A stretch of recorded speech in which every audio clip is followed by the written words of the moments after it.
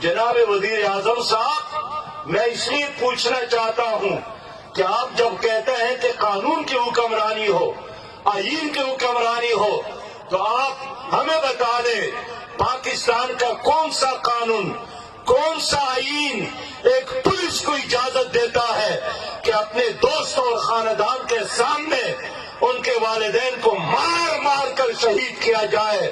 کل بھی لاہور میں رضوان رضی ایک سینئر صحافی کو بچوں کے سامنے اس پر تشدد کیا گیا اور پھر اٹھا کر لے گئے۔ میں اس حکومت سے پوچھنا چاہتا ہوں کہ تمہیں ہوا کیا ہے؟ یہ پاگل پن کیوں پڑا ہے تمہیں؟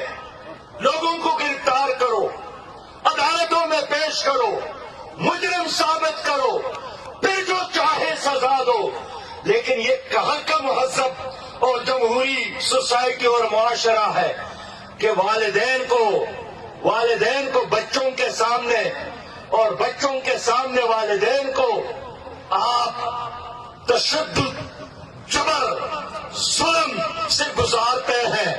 آپ نئی نسل کو کیا پیغام دیتے ہیں؟